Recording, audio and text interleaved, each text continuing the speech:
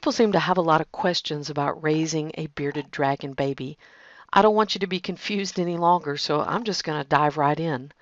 One of the number one questions is about the diet of your young bearded dragon. People want to know what to feed them and how their diet differs from adult beardies. So first, let's discuss what you should never feed your bearded dragon, young or old. Surprisingly, iceberg lettuce is a no-no, as is broccoli and cauliflower. These are calcium binders and will kill your bearded dragon. Don't do it. Avocado is another no-no, but there are lots of other veggies that you can feed your dragon, and they should get some veggies. We'll talk more about that in a minute. Suffice it at the moment to say that babies need about 80% protein and 20% vegetables. Babies are less likely to like veggies as much as they do protein. Imagine that. But the main thing your babe should be eating is crickets, baby crickets that is. They should be small, as in no bigger than the space between the baby dragon's eyes. Basically, they should be fed 2 to 3 times a day, as many little crickets as he can scarf down in about 10 to 15 minutes. This could be as many as 50 or more crickets in a day. They also like hornworms, silkworms, butterworms, phoenix worms, microsupers, and feeder roaches. Do not feed them mealworms. They're hard to digest, very high in fat, and very low in protein, so no to mealworms. It's a good idea to dust your crickets first with a calcium and vitamin supplement. Nutriball is a good one. So what about veggies? The best way to think about this is your bearded dragon baby needs what you need, a dark leafy salad. This includes things like collards, turnips, mustards. Squash is also good. Make this available every day, even if he doesn't seem to notice it at first. As your dragon gets older, his protein intake will decrease and his veggie intake will increase, and you can start feeding him about once a day once he's about 6 months of age. He'll be fully grown at 18 months, which is easy to remember as it's, 18 like us. And then you can feed him bugs like every other or every few days, but he'll still need his dark leafy veggie salad. Another question folks seem to be asking is about baby bearded dragon cages. First of all, it's important to understand that they need heat, but they can get too hot as well as too cold. Because of this, you should have a warmer side and a cooler side to your cage. The difference between the two sides should be about 10 to 30 degrees. You'll want to supply your beardie with a few spots to bask. Basking rocks are good. Add some driftwood as well for when the rocks are just too warm for him. A place to hide or a cave is also good. More about that later on. You need a thermometer to measure the temperature and a way to measure humidity as well. Some thermometers will do both. If yours doesn't, then get a humidity gauge. You don't want the humidity level to be too high as it can cause respiratory problems. Typically, though, a good water dish and proper heat keep this healthy for your bearded dragon's baby at 30 to 45%. Also, you'll want to mist your dragon once a day. It'll prevent dehydration and they like it. Just gently spray the dragon, not the cage. Still, another question has to do with the temperature your bearded dragon baby should be kept at using a heat lamp correctly. This includes lighting, as it is the number one source of heat.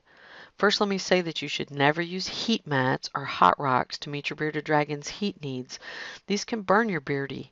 They naturally enjoy a heat source called the sun, which shines down on them from above, but their undercarriage is sensitive and will burn with the use of these devices. Now back to heat lamps and temperature. So there are two light sources to consider. One is UVB. You must have a UVB source.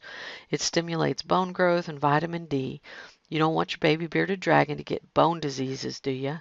Enough said. UVB. Got it. You should also consider getting a UVA light. It isn't necessary, but it will make your beardie happier and cause him to be more active. It gives you the bonus of an active and alert dragon. One way to meet both of these needs is a mercury vapor bulb. Some give off both UVA and UVB rays. The UVB bulb should be within 12 inches of your dragon so he can absorb the light necessary to his growth and health. When it comes to temperature, there are 3 temps to consider. You can measure these with a thermometer or a heat gun. I already mentioned humidity gauges. The three temps you need to be aware of are the cool side, the warm side of the vivarium, and the basking spot itself. The cool side should range in temperature between 75 and 80 degrees Fahrenheit. The warm side should be 85 to 95 degrees, while the basking spot right under that warm, comforting light should be 100 to 103. Some folks say 110. It depends on where your viv is, though. If it's near a window or far away from any other light source, well, do you live in the north or the south? Is it naturally colder or warmer in your house? In other words, keep all that in mind and let your lizard be your guide. Boy, that's something you don't get to say every day. People also want to know about how to handle their bearded dragon so it isn't shy or scared to be handled. This also has to do with the hides or the caves that you make available and the amount of light they need to grow nice and strong. The answer to this might surprise you, but I think it's good advice. If you find that your sweet little bearded dragon is hiding from you all the time, you want to address this for sure because beardies are great pets, but you don't want one you can't handle. They're very well known for being pets you can handle and that are good with children, so don't let one who is scared call the shots here. They like to have a place to hide, of course. Who doesn't like some privacy now and then?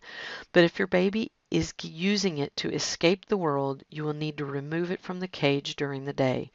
Put it back at night so it can relax and rest because it feels safer when it's hiding, but remove it during the day. Now, before you think you're being really mean, you should know that there's a really good reason to do this besides to make your bearded dragon learn to cope.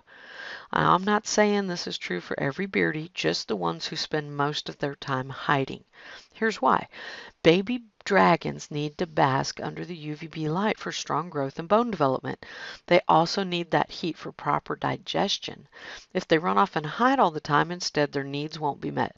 Believe it or not, they actually need to bask in the light about 80 to 90% of the day. What a life, right? If your dragon is not doing that, take out that cave or hide in the daytime and replace it at night. And the other frequent question people want to know about for their baby bearded dragons is if they can have two of them in the same tank. And the answer to this is absolutely, but I would not suggest having two males together. They won't be a problem while they're young, but as they hit adolescence, they are likely to fight and may even fight to the death. So get a pair, or two girls if you like. They actually enjoy the company and prefer to have a companion. I hope that answers some of your most pressing questions about bearded dragon babies. There are a couple of other really good sources of information on this topic.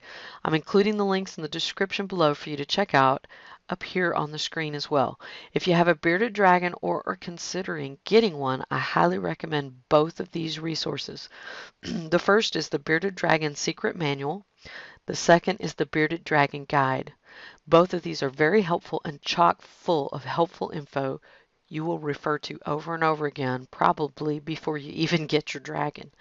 And if you're considering breeding these friendly reptiles, I also recommend both the basic and the advanced Bearded Dragon Manual. These two cover everything you could possibly want to know or encounter when breeding for fun and profit. So until next time, happy lizards.